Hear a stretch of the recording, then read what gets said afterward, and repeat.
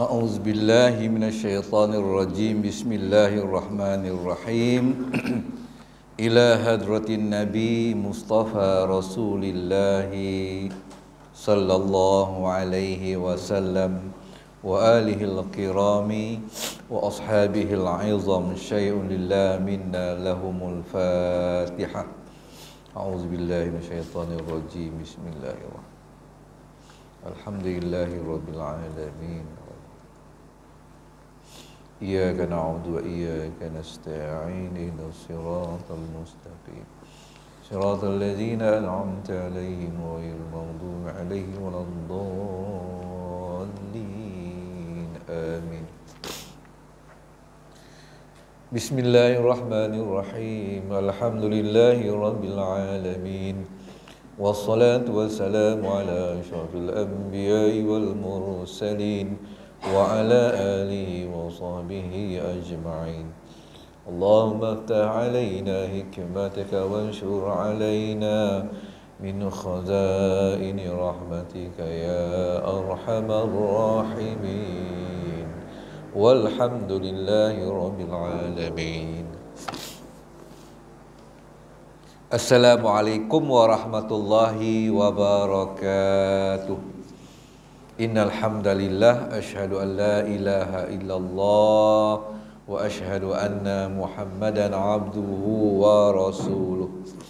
Allahumma salli ala sayyidina Muhammad wa ala alihi wa ashabihi wa man da'a bi da'watihi ila yaumil qiyamati la raiba fihi. Subhanaka la ilma lana illa ma 'allamtana innaka antal alimul hakim wa la haula wa la quwwata illa billahil aliyyil azim. Rabbi shrah li sadri wa yassir li amri wahlul 'uqdatam min lisani yafqahu qawli. Rabbi yassir wa la tu'assir ya karim birahmatika ya arhamar rahimin. Radina billahi rabba wa bil islami dina wa bi Muhammadin sallallahu alaihi wasallam nabiyya wa rasula amma ba'd. Yang saya kasihi Tuan pengurusi masjid kita, barisan jawatankuasa pengurusan pentadbiran masjid, Al-Fadil, Tuan Imam, Tuan Bilal, Tuan Siap, tuan-tuan yang hadir bersama pada pagi ini. Mudah-mudahan kita diberikan kesihatan yang baik dan dilimpahi dengan rahmatnya serta kasih sayang Allah Subhanahu wa taala. Pagi ini kita sama-sama berkongsi ilmu dari kitab Mutiara Ihya Ulumuddin. Tajuk baru sebenarnya yang ke-16, uzlah dan mukhalatah. Uzlah ni bersendirian, mukhalatah ni kita bergaul. Kalau ikhtilat, maknanya ikhtilat suatu yang, mukhalatah kita bergaul dengan masyarakat. Kalau ikhtilat suatu yang ditegah oleh agama, iaitu bergaul tapi tidak membezakan antara jantina. Bismillahirrahmanirrahim. Kita masuk bab yang ke-16 di bawah tajuk uzlah ataupun bersendirian dan mukhalatah, iaitu bergaul. Kebanyakan orang-orang salaf,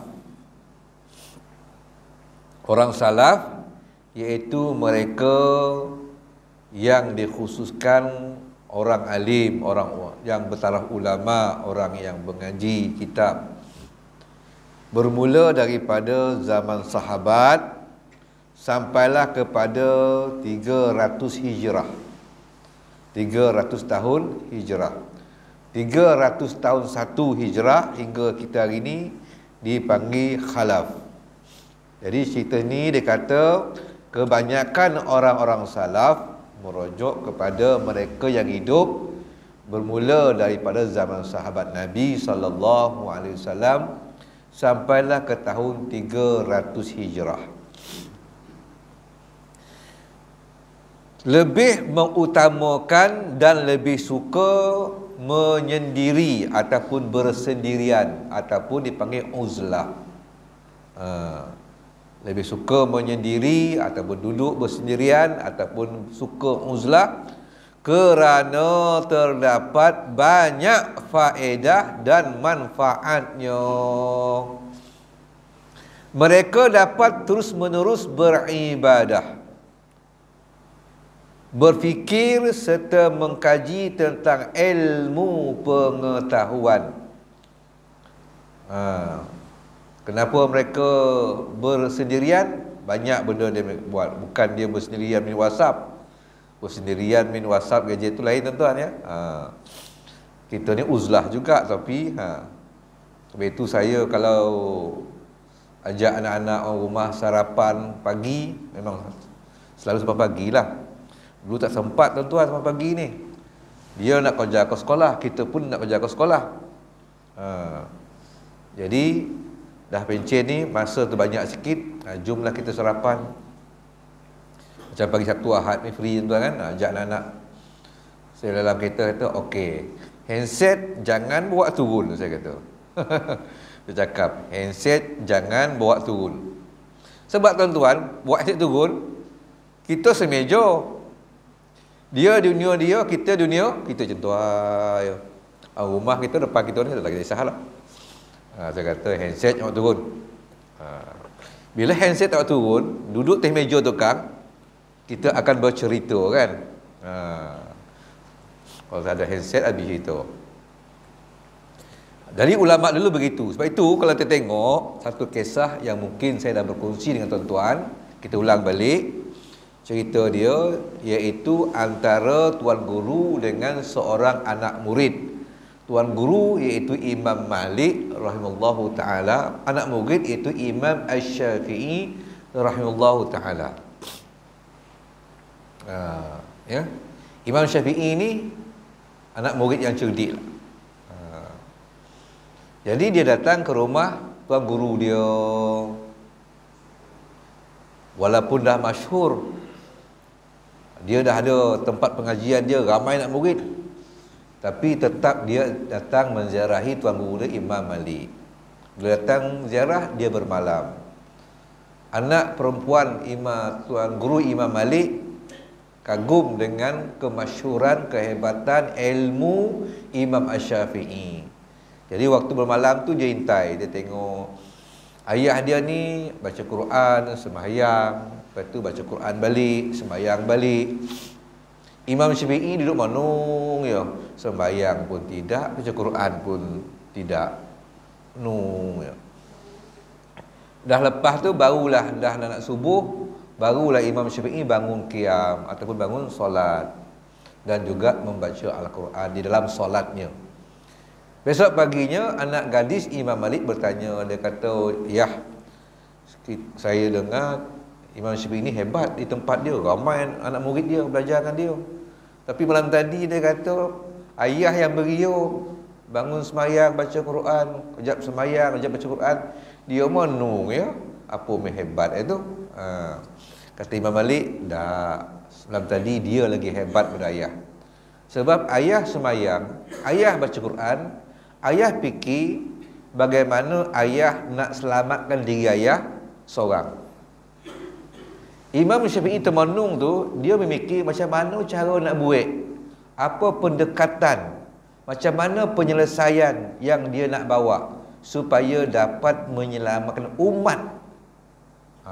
Jadi ayah fikir ayah seorang, dia fikir orang ramai. Waktu tu Imam Syafi'i lebih hebat daripada ayah lagi.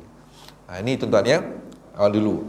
Dia kata mereka dapat terus menerus beribadah, berfikir, berfikir ya, serta mengkaji ilmu pengetahuan. Disebut mengkaji ilmu pengetahuan sebab itu ilmu ini bila dia masuk dalam diri kita, dia akan menjadi dua keadaan. Satu dipanggil ilmu riwayah, satu dipanggil ilmu dirayah. Kita agak ilmiah sikit pagi ni. Tak apa, istilah tu dua tu mudah je. Kita belajar ni, tuan belajar ni, baca Quran ke, hafal hadis ke, apa-apalah, itu ilmu dia masuk dalam diri kita. Okey, baca Quran, hafal Quran tu, faham makna dia masuk. Baca hadis, faham makna dia hadis tu, masuk dalam diri kita. Kita boleh baca, boleh sebut. Bila dia masuk, dia akan menjadi dua. Itu dia hebat ilmu ni. Masuk satu, tapi dia akan jadi dua. Satu dipanggil riwayah, satu dipanggil dirayah. Antara dua ni, riwayah dengan dirayah, mana lebih hebat? Lebih hebat dirayah berbanding riwayah. Okey, kita tengok sikit satu-satu. Apa makna riwayah? Apa makna dirayah? Kalau kita dengar hampir-hampir sama bunyi dia kan, tapi berbeza jauh. Riwayah, dirayah lain. Riwayah dia masuk kita, contohnya masuk surah Al-Fatihah. Bismillahirrahmanirrahim. Alhamdulillahirabbil alamin. Ar-Rahmanir-Rahim. Maliki yaumiddin sampai habis. Kita hafal ayat tu, masuk. Kita boleh ulang balik sama macam tu. Macam mana dia masuk, macam tu kita ulang. Cantiklah. Tak ada salah panjang pendek tak tersangkut. Macam mana kita masuk cantik, cantik keluarnya. Itu dipanggil riwayah. Dia masuk macam kuih bahulu, dia keluar kuih bahulu. Tu riwayah. Ya. Macam kuih tuang bahulu tu. Kita masukkan tepung pada gambar manggi, akan keluar gambar manggi. Masukkan tepung dalam tuang ikan, akan keluar kuih bahulu gambar ikan. Macam mana masuk, macam tu keluar. Kita hafal macam mana, kita masuk macam mana, kita boleh baca balik macam tu.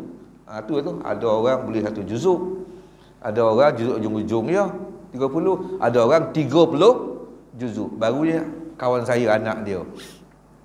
Kawan saya anak dia. Tapi kawan-kawan pun besan lah. Besan saya lah, besan saya anak dia yang bongsu dia. Masuk kelas tahfiz untuk dapatkan syahadah. Syahadah ni bukan sijil. Dia satu tahap.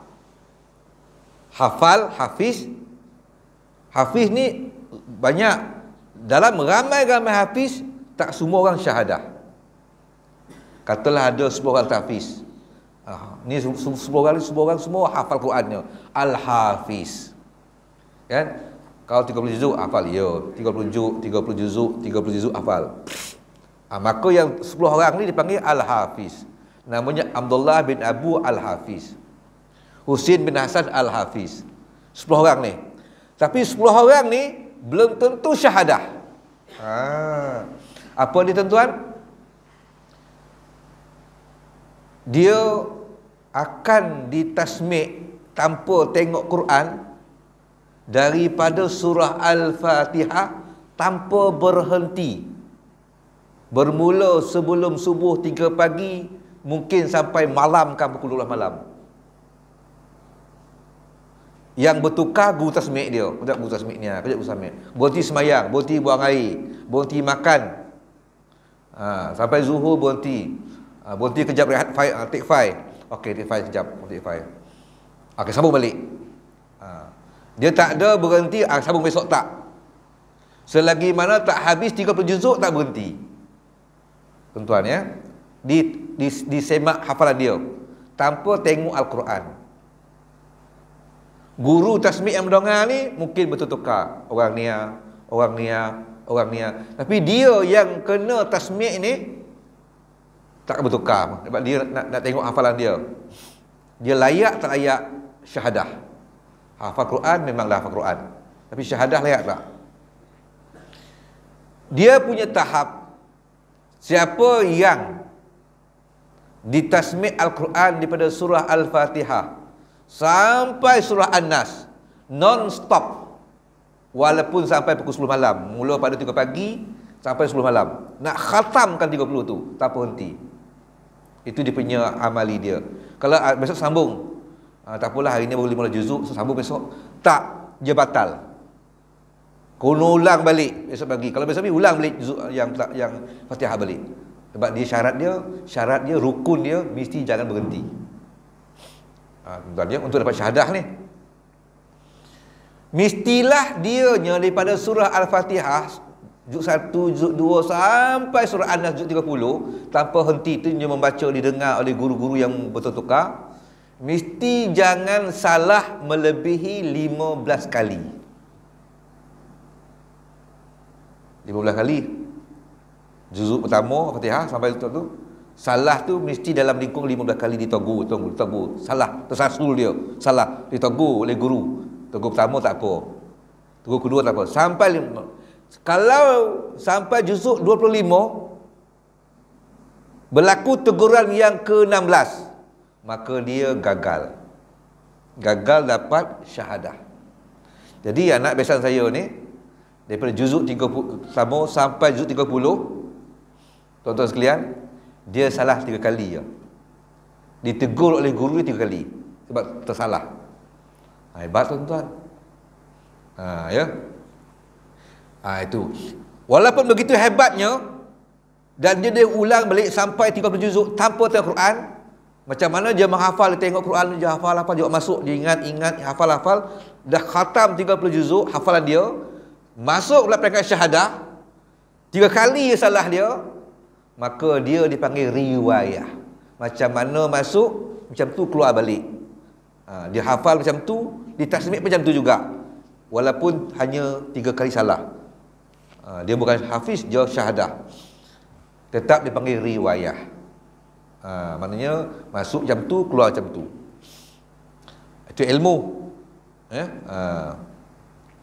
Dirayah. Apa pula dirayah? Dirayah ialah dia masuk tapi keluarnya lain-lain. Contoh, saya ambil ya. Okey. Hafal Bismillahirrahmanirrahim. Alhamdulillahi Rabbil Alamin. Hafal. Tapi bila keluarnya, dia boleh huraikan perkataan Rabbul Alamin tu. Dia huraikan, tafsirkan, ditafsirkan. Itu dirayah. Maknanya masuk sikit, keluarnya tu dia boleh dihuraikan. Itu dirayah. Kalau riwayah, Alhamdulillahi Rabbil Alamin masuk, kemudian dia ulang balik dengan lidah dia. Alhamdulillahi Rabbil Alamin. Masuk 30 juzuk, dia boleh keluarkan 30 juzuk tanpa henti. Hanya 3 kali salah, tetap juga riwayah. Tapi kalau dirayah, masuknya macam ni, dia punya keluar tu penghuraian, pentafsiran, penghujahan. Itu dirayah, ya. Okey. Jadi ilmu ni dia masuk tu akan jadi 2. Satu riwayah, boleh ulang balik sama macam mana masuk. Satu lagi dirayah, dia boleh huraikan, boleh tafsirkan, dan boleh ambil analisa. Boleh dia ambil, bukan analisa, boleh dia ambil apa tu? Justifikasi, macam-macam lah. Dan boleh dia buat formula mungkin. Begitulah ilmu, ya. Berkembang. Baik, kita tengok lagi tadi.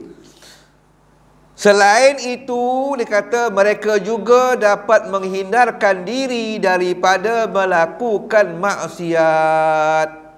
Bila duduk uzlah, mereka dapat melakukan maksiat yang biasa dilakukan oleh manusia biasa, seperti pergaulan yang menimbulkan seperti sifat riak. Bila kita bergaul tu mungkin timbul sifat riak. Seorang macam mana nak riak, tuan-tuan? Duduk seorang kan, tak payah nak riak dah. Mengumpat dululah. Duduk seorang tak payah mengumpet. Sekarang jangan. Tapi boleh letakkan handset. Sebab itu tuan-tuan, kita kalau boleh lah, cakap dengan anak-anak, rumah baba ni, baba ada peraturan, ayah ada peraturan. Ada 2 benda. Maghrib masuk sampai jam 9, jangan pegang handset. Tapi kita pun buat jugalah. Kenapa apa? Sebab waktu ni waktu untuk kita dengan Tuhan. Nak berzikir, ambillah waktu tu. Nak baca Quran, ambillah waktu tu. Besok lepas subuh macam ni jangan usi sampai jam lah 8. Daripada subuh, habis subuh tu jangan usi handset sehingga jam 8 pagi. Itu ya 2 syarat lepas pukul 8 tu kau gasak lah kan tuan-tuan. Kenapa pula lepas subuh hingga pukul 8? Itulah waktu kita nak baca Quran. Kalau tidak nanti bila masa kita nak baca Quran, mungkin asyik dah sebulan dah tak baca Quran, tapi handset tak pernah lepas. Pantang Assalamualaikum warahmatullahi, Assalamualaikum warahmatullahi, kan? Sampai khutbah pun terpaksa dimasukkan dalam khutbah. Jangan bermain-main dengan gadget. Dibimbangi akan sia-sia pahala Jumaat. Pasal apa perangai kita macam tu? Main gadget. Sebab dia ingat khutbah tu biasa macam mengajar kitab. Ya, dah itu rukun. Itu rukun. Baik. Macam nak mengumpat. Sebab duduk beruzlah seorang tak boleh mengumpat. Tidak mencegah dari orang daripada mengerjakan kemungkaran. Kita tak payah nak tegur orang bila orang mungkar. Tapi bila kita bermasyarakat, buat kemungkaran depan kita akan tegur. Man ra'a minkum mungkaran. Barang siapa yang melihat kemungkaran, fayughayyiruhu biyadihi. Hendaklah dia mencegah dengan kuasa yang ada pada dia. Biyadihi ni dengan tangannya. Hendaklah dia mencegah dengan tangannya. Jangan balik Lampung. Kalau Lampung kan lain jadinya. Maknanya kuasa. Apa kuasa yang ada dia? Kita ayah ada kuasa beranak, tegurlah. Faman lam yastati'. Tapi kalau kita tak ada kuasa, memang tak mampu nak tegur, kita pun tegurlah dengan fabilisani, dengan lidah, tegurnya. Tapi kena berhikmah, kan? Nak cakap dengan tegur lidah ni kena ambil ayat yang betul-betul orang kata memang tersentuh lah. Jangan kita segah dia, kau ni agak daripada abah kau dulu macam ni, abang kau jangan tuan-tuan, kan? Dalam abah jangan main. Kalau kau tegur dia jangan kau libat abah dia kata sudah, kan? Faman lam yastati', yang lidah pun kita tak berani, kan? Maka hendaklah fa biqalbi, dengan hati, wazalika adhaful iman. Menegur, membenci dengan hati itu adalah selemah-lemah iman. Kita benci benda yang dia buat tu. Nak tegur tak berani, tapi kita benci. Itulah selemah-lemah iman. Tapi kalau kita beruzlah, tak payah tegur orang, sebab kita seseorang. Tegur diri sendiri sahaja. Berdiam diri daripada menyuruh kepada kebaikan, meniru tabiat yang buruk, semua tu kita seseorang, kan? Atau kelakuan-kelakuan yang buruk, semuanya terhindar daripada kita. Itulah kelebihan beruzlah. Mungkin kita lebih kepada berzikir dan baca Quran. Sementara itu perlu diketahui juga bahawa sebahagian besar orang-orang salaf, orang salaf ni tadi sahabat sampai yang hidup 300 tahun, 301 hijrah dipanggil khalaf. Hingga kita ni panggil orang khalaf. Sebahagian besar orang-orang salaf menganggap sikap suka bergaul dengan orang ramai bertujuan untuk memperbanyakkan pengetahuan, meramaikan sahabat dan kawan, dapat cinta mencintai serta sayang menyayangi antara sesama mukmin. Jadi orang dulu salaf kalau nak bergaul dengan orang, mesti tujuan tu. Bergaul dengan orang mesti tujuan dia apa? Tujuan dia ialah untuk kita tambah ilmu, duduk. Baik itu ijlis bina nu'min sa'ah. Perkataan ini dikeluarkan oleh Sayyidina Mu'az Ibn Jabal. Bila dia tu ijlis bina nu'min sa'ah, melah kita duduk sekejap. Melah lepak sekejap. Nu'min sa'ah, kita bercakap tentang perkara keimanan. Duduk dia tu bincang tentang iman. Tuan-tuan sekalian, seorang ulama Maroko, dia orang ulama terkenal di Maroko, semua orang kenal dia, mana makam dia tu tinggi. Sebut nama dia, orang kenal, oh dia ulama hebat. Tuan-tuan, waktu tu zaman kegemilang Islam di Baghdad. Dia pun kata, oh aku nak pergi di Baghdad lah, sebab aku di sini. Dia dah jadi orang merojokkan ramai, maknanya dah ranking tinggi kan. Dia kata, kalau aku jadi ulama di Maroko ni, aku dah jadi orang, dah angkat aku dah jadi ulama. Aku nak pergi ke Baghdad lah. Baghdad ni ramai ulama. Kalau aku dapat jadi ulama, berulama lagi hebat, dia kata. Mengajar di Baghdad ni. Sebab Baghdad ni tempat makam ilmu tertinggi. Dia pun bermusafir. Sampai di Baghdad, dia tinggal di wakaf. Singgah di wakaf. Wakaf ni maknanya tempat pondok lah kan. Berehat, musafir rehat, itu ada air. Ya, itu berehat. Sedang dia duduk tu, singgahlah dua orang petani sedang bawa hasil tanaman dia. Lenjung tu letih pula, situ juga rehat sama dengan dia. Jadi syekh ni yang daripada Maroko ni duduk, dia dengar dua orang petani bercakap. Petani bercakap, tuan-tuan, tentang bagaimana untuk membezakan sifat ma'ani dengan sifat maknawiyah. Tuan-tuan sekalian kan, dia cakap tentang sifat 20. Duduk bincang lopeh latih berpaluh-paluh ni, letakkan bokeh dia tu, baku dia, duduk sekejap, kibih-kibih badan pone. Tajuk perbincangan dia, macam mana beza sifat ma'ani dengan sifat maknawiyah. Dia kata syekh ni, dia kata, kalau ni lah rakyat biasa macam ni, tajuk berbualan dia agak-agak ulama dia macam mana kata syekh yang daripada Maroko tadi, datang nak jadi tuan guru ke Baghdad. Dia kata, kalau macam ni orang kampung cakap ilmu dia tu tahap dia tinggi, bukan nak menghafal.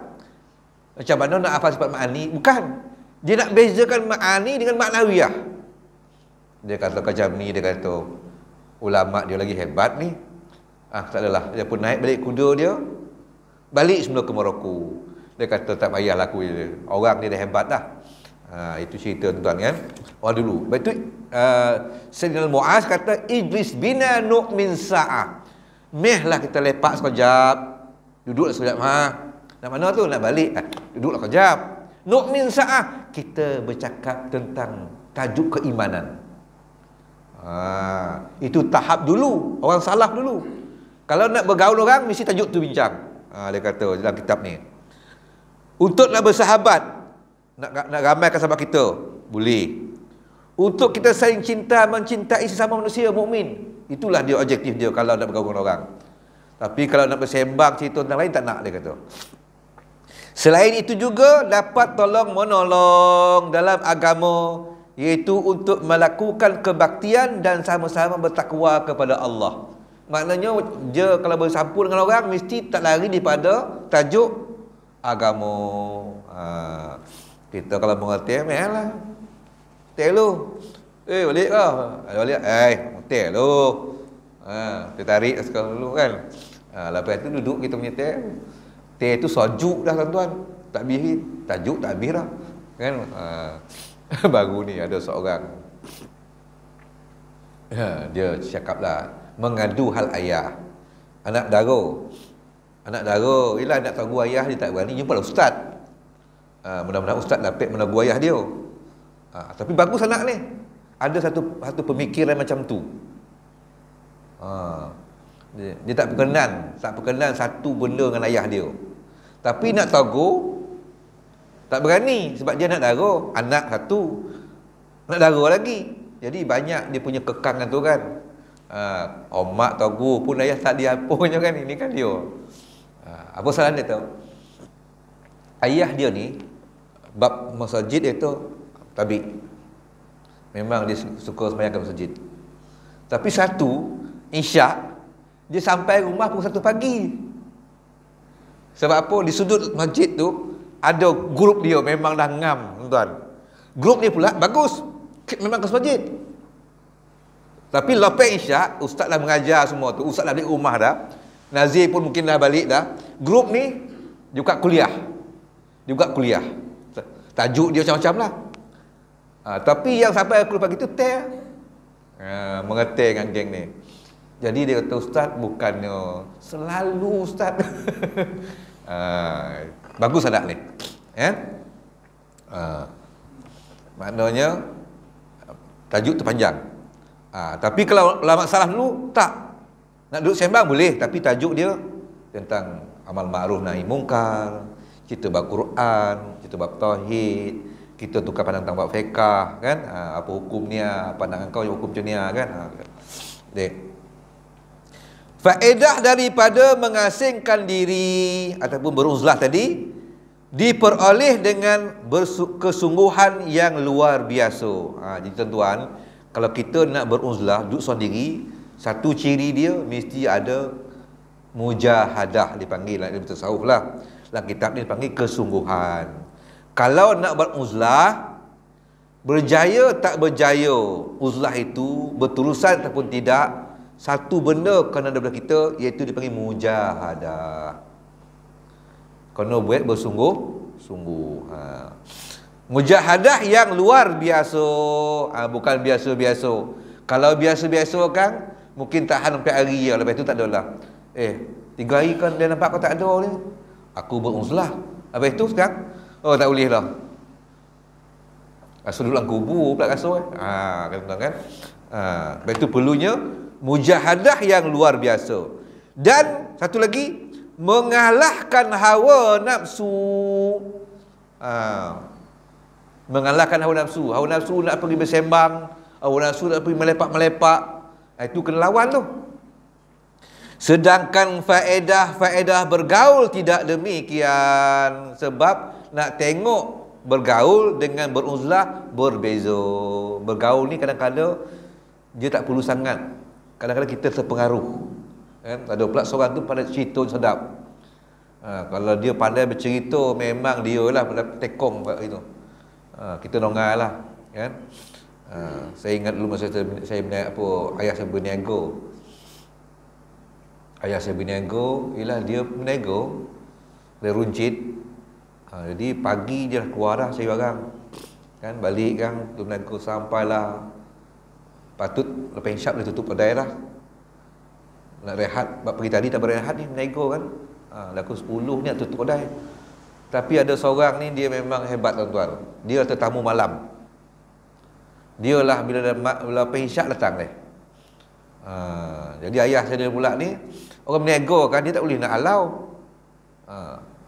Datang tu belilah ikan bili.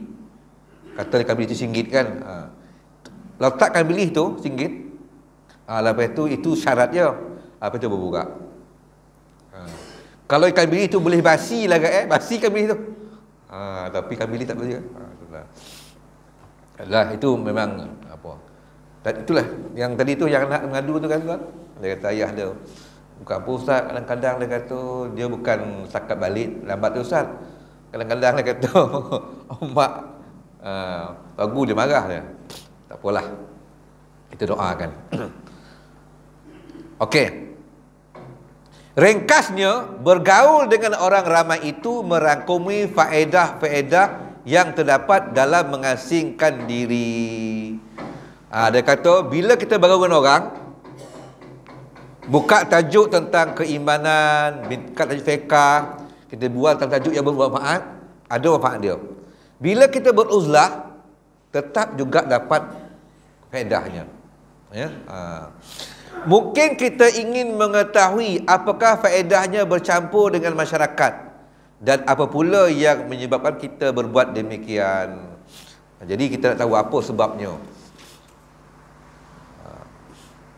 Jarang tuan-tuan, saya ingat dulu saya Syekh Mustafa dah meninggal, Allah yarham.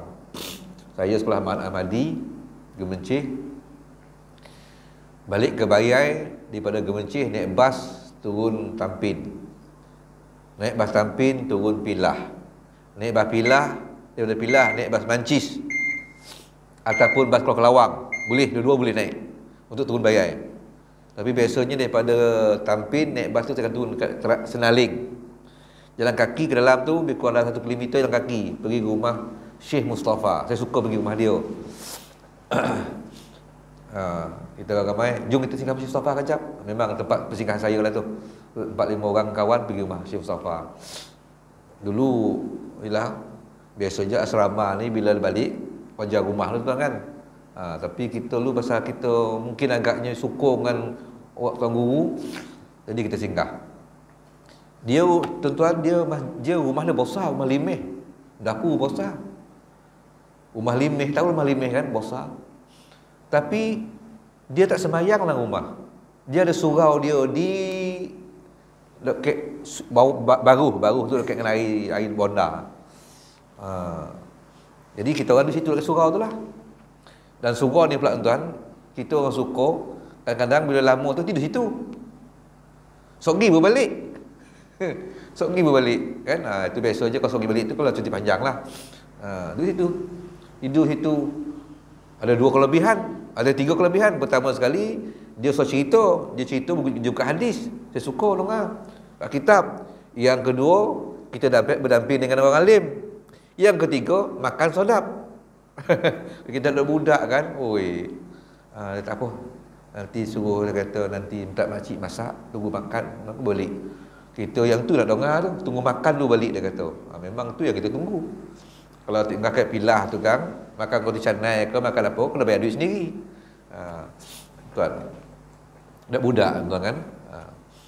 Dengan secara ringkas dapat kita maklum bahawa dengan bercampur dengan masyarakat, maka tersemailah sikap saling memberi, mengambil pelajaran, iaitu mengajar dan belajar.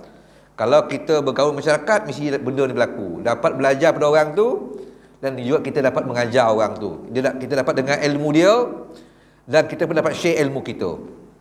Yang tu boleh, bagus. Kalau mengumpet tak boleh lah. Memberi dan mengambil manfaat, ataupun kita dapat manfaat daripada dia, dan kita pun dapat manfaat daripada kita. Dia pun dapat manfaat daripada kita. Saling memberi. Mendidik dan menerima didikan. Bila bergaul dengan orang, mesti pastikan juga kita dapat didikan. Benda yang berfaedah lah tu. Berkawan. Memperoleh pahala dan menyebabkan orang lain mendapat pahala. Ni diletak. Ini penting. Bila bergaul dengan orang, mesti kita dapat pahala, dia dapat pahala. Tapi kalau kita dapat dosa, dia pun dapat dosa, tak boleh. Bergaul dengan orang tu mesti kita dapat pahala, dia dapat pahala. Kita dapat manfaat, dia dapat manfaat. Kita dapat ilmu, dia dapat ilmu. Kita dapat kebaikan, dia pun dapat kebaikan. Tapi kalau mengumpet, kita dapat dosa, dia pun dapat dosa. Yang ni masalah tak nak. Kita tak mahu macam tu. Selain itu juga dapat membiasakan diri dengan sikap merendah diri dan tawaduk. Bila bergaul dengan orang, benda yang kita kena belajar, kita kena membiasakan merendah diri. Yalah, kadang-kadang idea kita dicabar. Kan? Kita cakap tak batu tu dah. Dia tak berkonan pandang kau tu dah. Dicabar idea kita. Kau ambil mana idea tu? Kata macam tu tuan kan. Jadi kita akan mengatakan, okey, ni pandangan saya lah, mungkin silap. Kita bagi pandangan. Dan nampak pandangan kau tu dan kau setujulah. Tak apa, tak ada masalah. Saya pun bagi pandangan je. Setuju tak setuju tu pulanglah. Mana kita merendahkan diri kita. Kalau sekali macam tu, 2 kali macam tu, lama-lama kita akan menjadi orang yang suka merendah diri. Kalau tidak tuan-tuan, kita akan ada juga. Kadang-kadang kita ni ada satu yang kita rasa kita nak mempertahankan kita punya pendapat.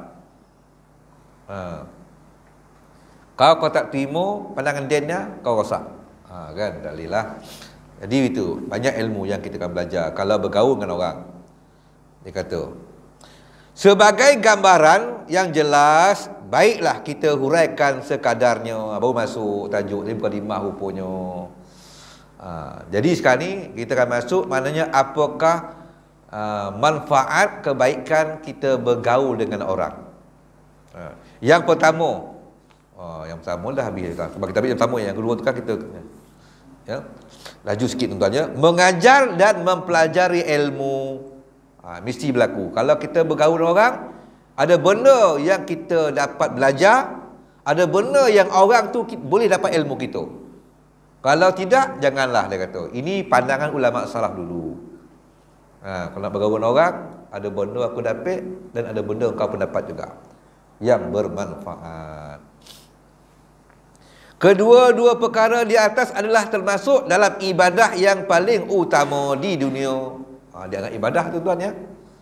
Ibadat ini tentulah tidak dapat dijelmakan kecuali dengan adanya pergaulan antara mereka yang memberi pelajaran, iaitu guru, dan yang berhajat belajar itu murid. Jadi mana mesti ada suasana itu. Suasana orang yang mendengar, suasana orang yang bercakap.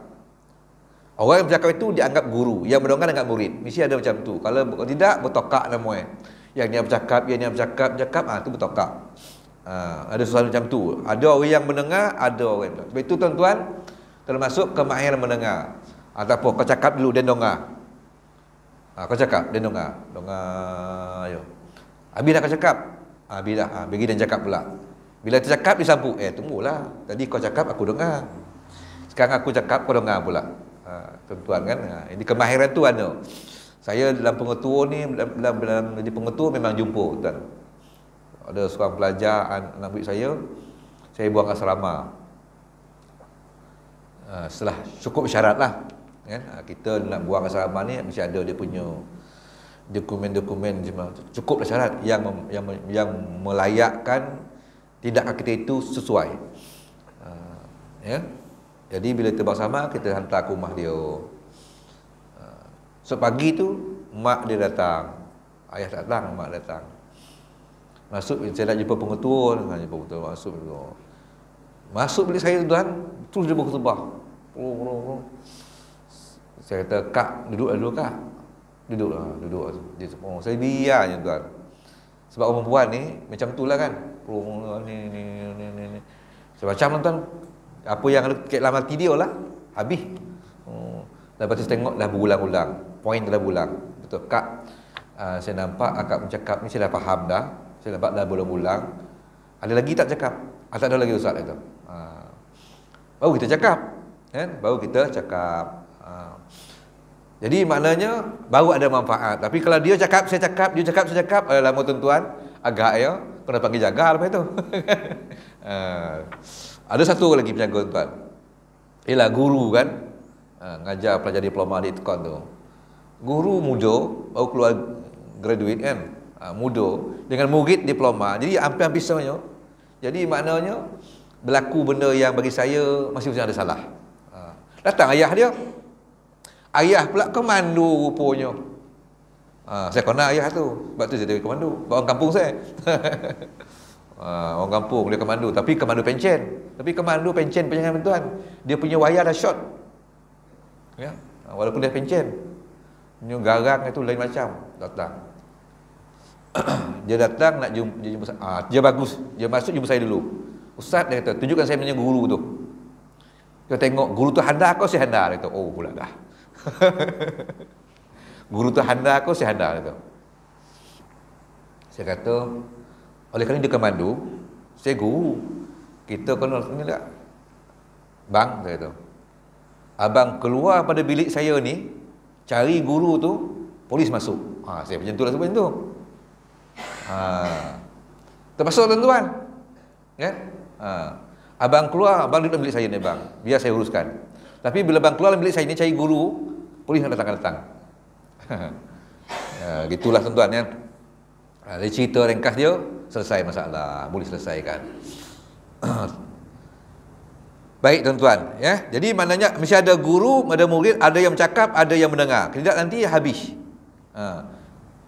Sebenarnya dia kata seorang yang dapat mengembangkan ilmu pengetahuannya, terutama dalam perkara-perkara syariat yang berhubung dengan akal fikiran, maka menyendiri bagi dirinya adalah satu kerugian yang amat besar.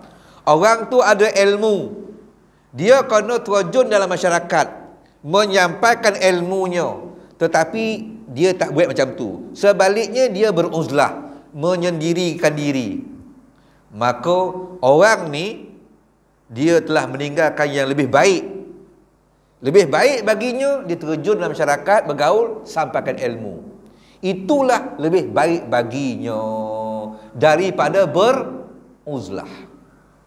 Tetapi tuan-tuan, kita kena pandai mengimbang. Maknanya apabila dia kena pilih dua keadaan. Tetapi kalau dua-dua je boleh buat, itu paling terbaik. Itu kena faham tu tuan-tuan ya. Kalau dia ada ilmu, dia tak nak, aku malas lah mengajar, dia kata. Aku duduk sendiri, malas campur orang. Duduk campur orang kan, mengumpit apa, biar aku duduk rumah seorang. Dah, abang ni ada ilmu bang.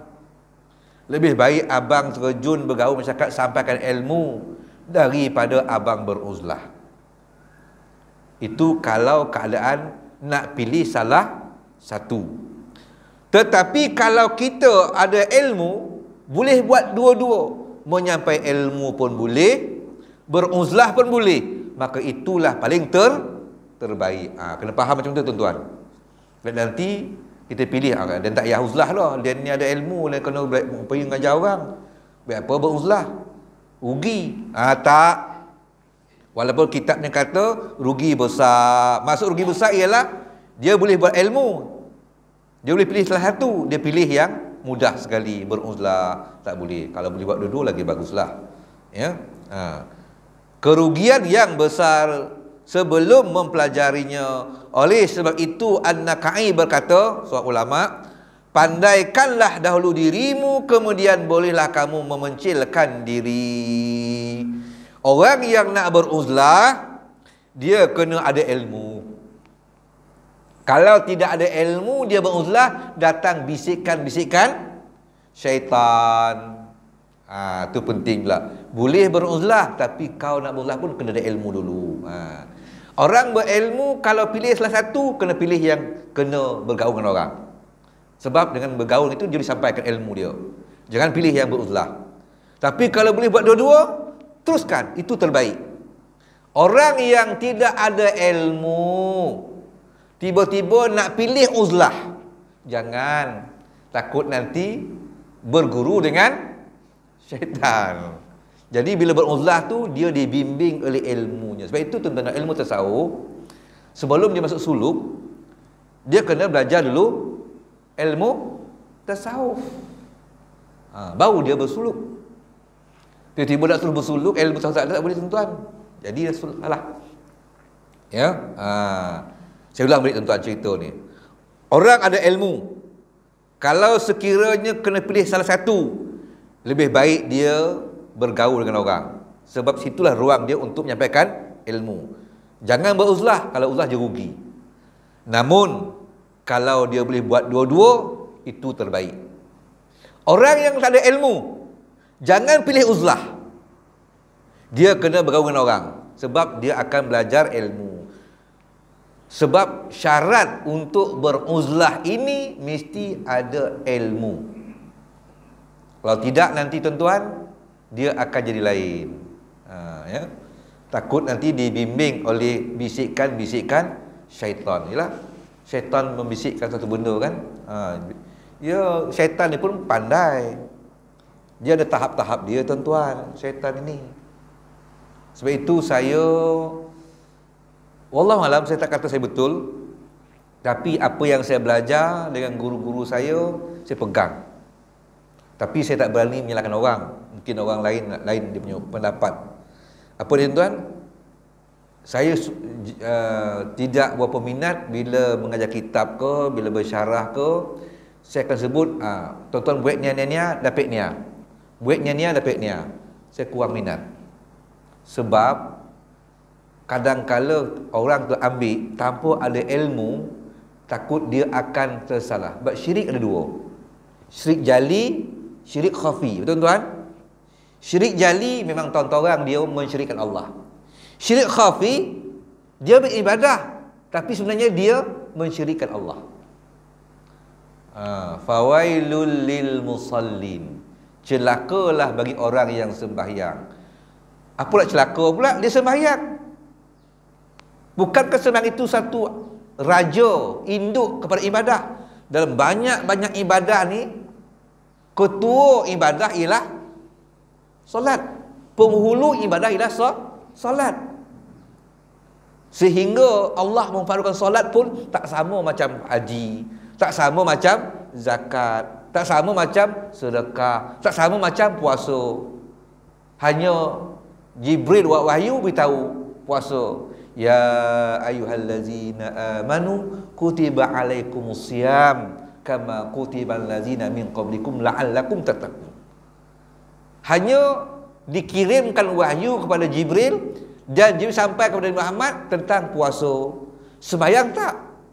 Isra' di-mi'rajkan. Hebat tu. Tapi mengapa pula fawailul lil musallin? Celaka bagi orang yang sembahyang. Sebab bila sembahyang, allazina hum fi salatihim sahun, dan juga yuraun. Dua benda berlaku. Dia buat tak bersungguh, dan juga dia nak tunjuk kepada orang. Jadi apa makna? Kalau kita baca tafsir ini, buat ibadah ada benda nawaitu yang menempel, maka dia terkeluar daripada makna ubudiyah. Al-aslu fil ibadati ubudiyah. Asal usul kepada ibadah itu ialah pengabdian kepada Allah. Jangan lari. Buat baca Quran ke pengabdian, puasa ke pengabdian. Tapi bila ada benda yang menumpang, dia buat sembahyang tapi ada riak menumpang, maka celaka sembahyang tu. Begitulah dengan amal yang lain. Kalau kita mukhlisin lahuddin, kenapa buat baca Quran? Kenapa baca Quran? Sebab memang nak baca Quran. Tapi kalau ada benda yang menumpang niat tu, yang ni saya bimbang. Kecuali tuan. Kecuali buat ibadah itu ada dibuat oleh Nabi, diberitahu oleh Nabi melalui hadis yang sahih. Yang tu jangan tolak. Sebab itu Nabi beritahu. Contoh, Nabi mengiyakan membaca surah Fatihah di air untuk menjampi penyakit. Maknanya baca Quran tu untuk dirawatan. Yang tu boleh. Sebab itu Nabi yang ajar. Jangan kita tolak. Tapi benda-benda yang kita tak ada, tak mahu kadang hadis tu banyak, minta maaf tuan, bila saya rujuk, banyak hadis ni hadis yang dhaif. Dalam bab hadis dhaif ni ada dua, satu dhaif jiddan, satu dhaif sahaja. Dhaif jiddan memang tak boleh buat apa-apa. Dhaif sahaja dalam bab amal fadail amal. Namun ada syarat dia. Beramal dengan hadis dhaif ada syarat dia. Apa syarat dia? Tetap kita menjaga keikhlasan ubudiyah kita kepada Allah. Jangan pula kita buat tu kerana pemberatnya lebih. Contohlah tuan-tuannya, kenapa engkau duha? Saya sebab nakkan supaya rezeki murah. Saya oleh kerana lemah diri saya ni, saya tak dapat, takut nanti pemberatnya. Saya sembahyang duha yang kerana Allah tu ringan sikit, kerana nakkan rezeki murah tu lebih berat pula, kan? Lebih baik yang pakai yang tu. Saya sembahyang je lah, duha terpulang lah. Nak murah ke tak murah ke, Allah punya kuasa. Yang penting aku buat kerana itu Nabi. Itu tuan-tuan ya. Itu yang saya belajar lah. Wallahu alam. Mungkin saya betul dan mungkin saya salah. Baik, saya berdiri dulu tuan.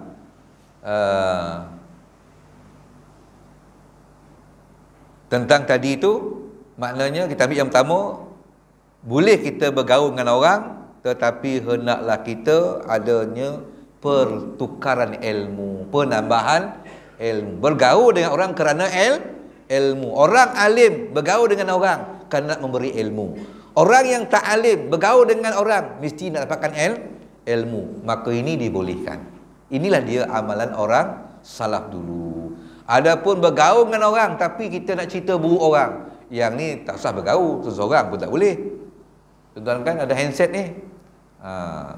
Sebab itu tuan-tuan jaga, kan?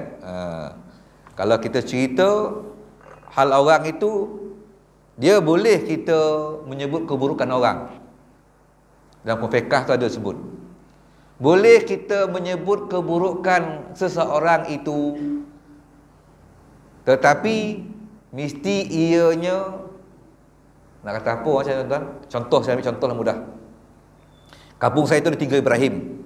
Ibrahim Rabuih, Ibrahim Cendol, Ibrahim Pawang. Kata seorang lagi tu Ibrahim Tempang. Katalah kan. Tapi kampung saya 3 ya. Datang dia, mana sini rumah Rohin Ibrahim? Ibrahim banyak, ada 5 orang kan. Ibrahim yang mana satu tu tuan, banyak Ibrahim kampung ni. Kita pula nak sebut Ibrahim Tempang tu, maka mengaibkan dia kan, benda buruk kan. Ibrahim Tempang. Yalah, dia kata, kita pun Ibrahim mana? Ni ada 4-5 Ibrahim ni tuan. Cuba sebut Ibrahim mana? Siapa orang rumah dia? Orang rumah saya tak ingat lah siapa orang rumah dia, tapi Ibrahim lah. Bin apa dia? Bin pun saya tak ingat, tapi nama Ibrahim lah. Bila macam tu tak boleh, waktu itu sahaja, ketika itu sahaja kita tahu orang panggil dia Ibrahim Tempang. Rumah kat situ. Itu sahaja dibolehkan. Tapi berobjektif, ada tujuan. Setelah kita nakkan satu kepastian.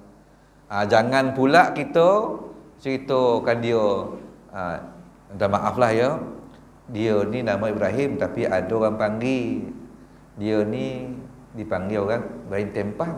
Kalau macam tu rumah hujung tak. Masuk jalan ni kan, kau kiri, lepas tu rumah terbukit tu, rumah dia tu.